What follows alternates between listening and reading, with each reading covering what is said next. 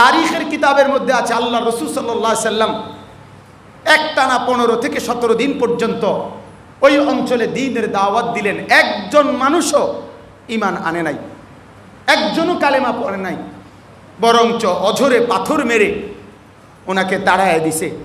এই পরিমাণ পাথর মারছে, এই শুধু এই উদাহরণটাই বলতে চাচ্ছি, এই পরিমাণ পাথর মারছে যে পাথরের আঘাতে আল্লাহ রসুলের দেহ মোবারক এতটা ঝাঁঝরা হয়েছে, ফিরে আসবার সময় তায়েফ থেকে নাখলা নামক জায়গায় একটি আঙ্গুর খেজুরের বাগানে আল্লাহর নবী ওনার সাথে সাহাবী যায়েদ ইবনে হারেসা তাকে নিয়ে ঢুকছে এই রক্তাক্ত দেহ নিয়ে ফিরে।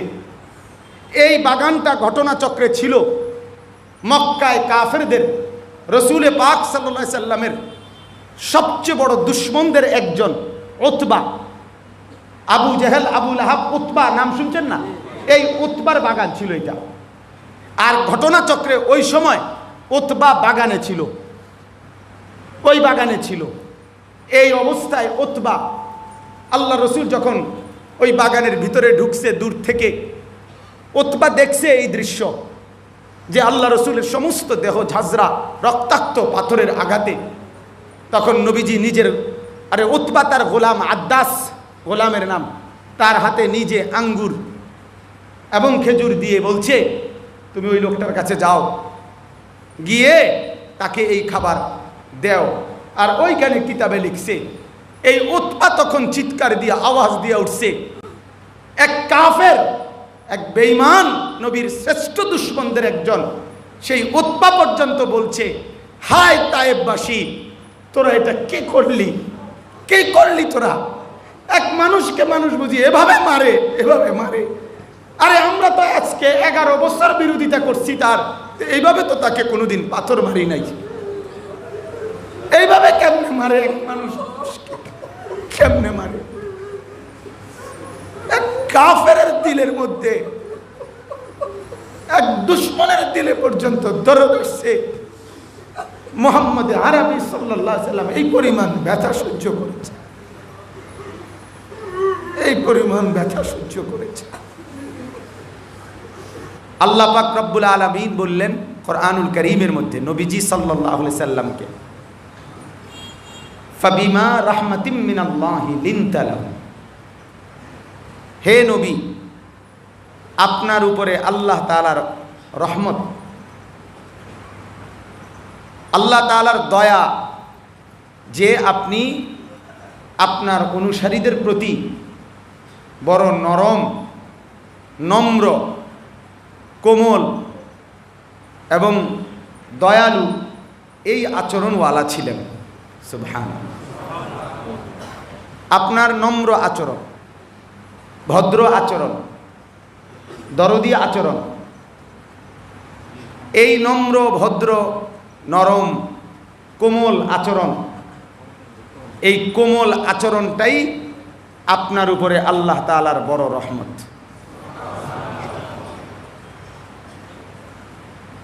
যদি আপনি ওয়ালাউ কুনতা ফাজ্জান গালিজাল কলব, যদি আপনি কর্কশ মেজাজের হতেন, কঠোর হৃদয়ের অধিকারী হতেন, লান ফাদ্দু মিন হাওলিক, এই মানুষগুলো আপনার আশেপাশে ভিড়ত না। কমপক্ষে উমরের মতো এত সেতা মানুষ আপনার লগে থাকলো না। কি বলে? তাইলে ওয়ালাউ কুনতা ফাজ্জান গালিজাল কলব লান ফাদ্দু মিন হাওলিক, আপনি যদি কর্কশ মেজাজের হতেন আপনার পাশে কেউ ভিড়ত না। এই কথাটা, এই উপলব্ধিটা আমার শায়েখ আরিফ বিল্লাহ আল্লামা মুফতি মুশতাকুন নবী কাসিমি দামাত বারাকাতুহুম তার পুরা হৃদয় জুড়ে মানুষের প্রতি, উম্মতের প্রতি, আল্লাহর বান্দাদের প্রতি সারাক্ষণ তার কলিজার ভিতরে এক ব্যথা ভরা দিল, এক এক পেরেশানি, এক অস্থিরতা কাজ করে সারাক্ষণ সারাক্ষণ। আর এই দর্দে দিল যার মধ্যে আছে, এই ব্যথা যার মধ্যে আছে, এই পেরেশানি আর অস্থিরতা যার মধ্যে আছে, যে মানুষের জন্য নিজের কলিজায় ব্যথা অনুভব করে, যে মানুষের জন্য নিজের কলিজায় দরদ অনুভব করে, আল্লাহর কসম তার কাছে মানুষ জমেই জমে, জমেই জমে। শায়েখের এই আমলটা আমি সবসময় দেখে আসছি, সারাক্ষণ এক পেরেশানি কাজ করে, সারাক্ষণ। এটা হাকিমুল উম্মত মুজাদ্দিদুল মিল্লাত হযরত মাওলানা শাহ আশরাফ আলী থানভী রাহমাতুল্লাহ আলাইহি, ওনার বয়ানের মধ্যে আছে, উনি বলতেন মুসলিম জনসাধারণের আমলের অবস্থা চলাফেরা দেখলে উনি বলতেন আমার দুই অবস্থা হয়, এক হলো ভোগ উড় জাতি হ্যায়, আমার ক্ষুধার অনুভূতি চলে যায়, আর আরেক হলো नींद उड़ जाती है, घूम चले जाए, और करवटी बदलते बदलते रात खत्म हो जाती है, এবং বিছানা এপাশ ওপাশ করতে করতে আমার রাত শেষ হয়ে যায়। হাকিমুল উম্মত বলে এই পরিমাণ ব্যথা আমি অনুভব করি। সরওয়ারে দু আলম নবীজি সাল্লাল্লাহু আলাইহি সাল্লামের এই সিফাত কি মাত্রায় ছিল। আম্মাজান আয়েশা রাদিয়াল্লাহু তাআলা আনহা বলেন, সারাদিন দ্বীনের দাওয়াত দিয়ে আসার পর রাত্রিবেলা এশার নামাজের পরে আল্লাহর নবী হুজরার মধ্যে আসলেন, এসে হুজরার মধ্যে বসতেছে না, এই ঘরের মধ্যেই একবার এদিক একবার ওদিক, এদিক সেদিক ঘুরছেন, অস্থির। আম্মাজান আয়েশা বলেন, ইয়া রাসূলুল্লাহ একটু তো বসেন, বিশ্রাম তো করেন, সারাদিন মেহনত করে আসছেন, কি এত অস্থিরতা আপনার, একটু সবর করেন, বিশ্রাম করেন, একটু তো বসেন না, এরকম করছেন কেন? নবীজি সাল্লাল্লাহু আলাইহি ওয়াসাল্লাম চোখের পানি ছেড়ে দিয়ে আল্লাহর নবী বললেন, আয়েশা আজ তো সারাদিন অমুককে অমুককে দ্বীনের দাওয়াত দিলাম, কিন্তু ওরা তো কালেমা পড়লো না আয়েশা, এরা তো ঈমান আনতেছে না। হায় আয়েশা, আমি যদি ঘুমিয়ে যাই আর আমার উম্মত যদি ঈমান হারা হয়ে কবরে যায়, এদের কবরে কি হবে, এদের হাসরে কি হবে? এই পেরেশানি আর অস্থিরতা তো আমাকে বসতেও দিচ্ছে না, ঘুমাইতেও দিচ্ছে না। আল্লাহ তাআলা তখন আরশে আজিমের মালিকের তখন দয়া আসছে, মালিকের রহমের জোয়ার আসছে। আরশে আজিমের মালিক তখন জিবরাইল পাঠিয়ে কোরআনুল কারীমের আয়াত নাজিল করছে, ফালা আল্লাকা বাখিউন নাফসাকা আলা আতারিহিম ইন লাম ইউমিনু বিহাদাল হাদিসে আসাফা। এই নবী, আপনি কি শুরু করলেন? এই মানুষগুলো সব ঈমান আনতেছে না, এই আফসুসে আফসুসে, এই পেরেশানিতে আপনি বুঝি নিজেকে শেষ করে ফেলবেন? আপনি কি শুরু করলেন? আপনি থামেন। এই পরিমাণ অস্থিরতা যে খোদ রব্বুল আলামিনের পর্যন্ত দয়ায় আল্লাহ তাআলা বলছে, বন্ধু থামেন, একটু বিশ্রাম করেন, একটু বসেন। এটা ব্যথা, এটা কি ভাই?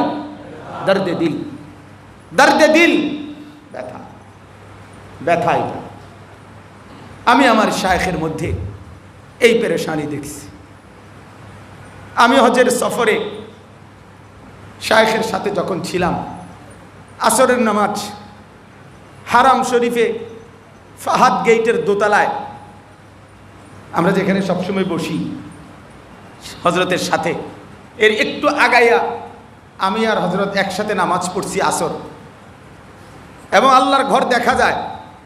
নামাজের সালাম ফিরাইয়াই হঠাৎ আসরের নামাজ, আমার এরকম হাত ধরে আমারে বলতেছে, মাওলানা বলেন, আপনি বলেন, এই ঘরের দিকে তাকাইয়া যে আমার কলিজার যেই ব্যথা, এটা আপনি লালন করবেন, বলবেন মানুষের কাছে, বলেন বলবেন কিনা বলেন। আমি বললাম বলবো ইনশাআল্লাহ হুজুর, আমি ওয়াদা দিলাম। হঠাৎ, তার মানে বুঝাই গেল নামাজের ভিতরে তার কলিজার মধ্যে হঠাৎ ব্যথা উঠলে উঠছে। আমার ভাই, ব্যথা না উঠলে মায়ের বাচ্চা প্রসব হয় না, মায়ের ব্যথা উঠতে হয়, গর্ভবতী মায়ের ব্যথা উঠতে হয়, ব্যথা উঠলেই বাচ্চা প্রসব কাছায় যায়, ব্যথা চাই। হযরতের কলিজা এটা ছিল। রাজশাহী অঞ্চলে মাহফিল করতে গেছে, রাতের 1:30 বাজে। রাতের বরাবর আমার মনে আছে, তখন রাতের 1:30 বাজে। আমি কুমিল্লার কোথাও মাহফিল থেকে রাত্রে আমার গাড়িতে আসতেছি।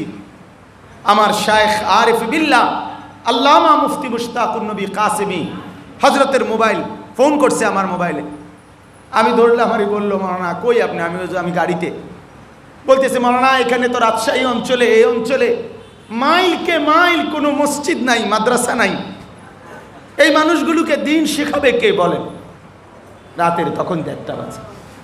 তখনও তার কলিজায় ব্যথা যে ওই লাখ লাখ মানুষগুলোকে ওই অঞ্চলের দিন শেখাবে কে? আমার ভাই, এই ব্যথাটা আর রাত ভোর আল্লাহর কাছে কেঁদে কেঁদে দোয়া করা। ওয়ারাজুলুন যাকারাল্লাহ খালিয়ান ফাফাদাত আইনাহু।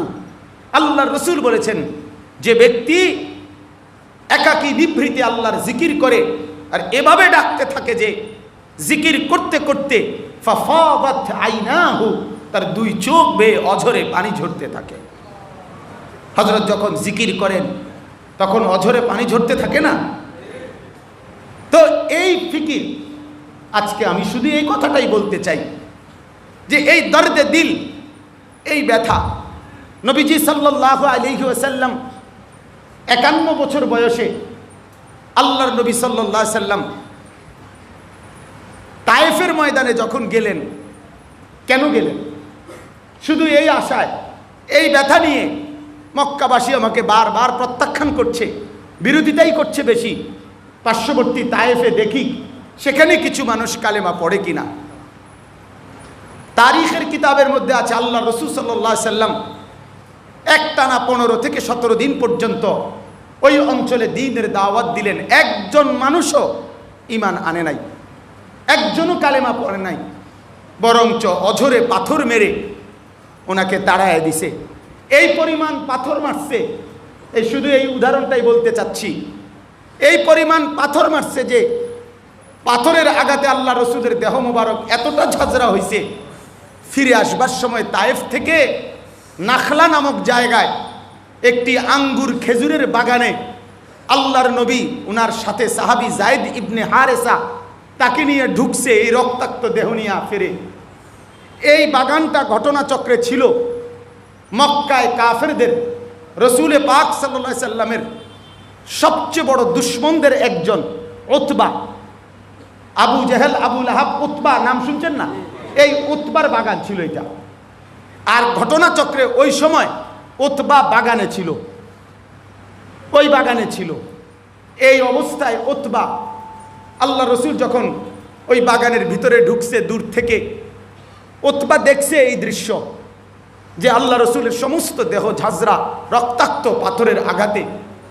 তখন নবীজি নিজের, আরে উতবা তার গোলাম আদ্দাস, গোলামের নাম, তার হাতে নিজে আঙ্গুর এবং খেজুর দিয়ে বলছে, তুমি ওই লোকটার কাছে যাও, গিয়ে তাকে এই খাবার দেও।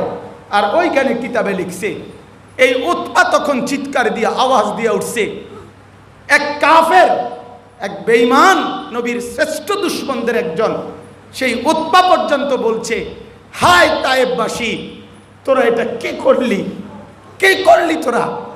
এক মানুষকে মানুষ বুঝি এভাবে মারে, এভাবে মারে। আরে আমরা তো আজকে 11 বছর বিরোধিতা করছি তার, এইভাবে তো তাকে কোনোদিন পাথর মারি নাই। এইভাবে কেমনে মারে এক মানুষ, কেমনে মারে? এক কাফেরের দিলের মধ্যে, এক দুশমনের দিলে পর্যন্ত দরদ আসছে। মুহাম্মদ আরবি সাল্লাল্লাহু আলাইহি সাল্লাম এই পরিমাণ ব্যথা সহ্য করেছে, এই পরিমাণ ব্যথা সহ্য করেছে। আমি আমার শায়েখ আরিফ বিল্লাহ আল্লামা মুফতি মুশতাকুন নবী সাহেবের কলিজায় আমি এই ব্যথা দেখি, এই ব্যথা দেখি। আর আমি বুঝি এই এক ব্যথার জ্বলনে, এক ব্যথার আহাজারিতে সারা দেশ জুড়ে মানুষগুলো পাগলের মতো ছুটে আসছে। এবার আমার কথা হইল, আমি সব সময় যে কথা বলি, এবার যারা মৌলানা সাহেব আছেন, মসজিদের ইমাম আছেন, নুরানি, হেফসখানা, কিতাবখানা যেখানেই পড়ান আপনারা হাত উলান। শুধু ওলামায়ে কেরাম হাত তোলেন, কোনো না কোনো মসজিদ মাদ্রাসায় খেদমত করেন, আপনারা হাত তুলছেন? মাশাআল্লাহ, হাত নামান। এবার আপনাদের কাছে আমার কথা এটা, এক মুফতি মুশতাকুন নবীর কলিজায় ব্যথা উঠলে যদি, এক আরেফ বিল্লাহর কলিজায় ব্যথা উঠলে যদি এত মানুষ জমে, তাইলে আমাদের কলিজাও যদি উম্মতের ব্যথা ওঠে, আমাদের কলিজার মধ্যেও যদি এই দিকভ্রান্ত পথহারা গুনায় ডুবা মানুষগুলোর জন্য একটু ব্যথা তৈরি হয়, আল্লাহর কসম আমার গোটা দেশ মদিনার মতোই হয়ে যাবে। এজন্য ওলামায়ে কেরাম, আমি আবার বলছি,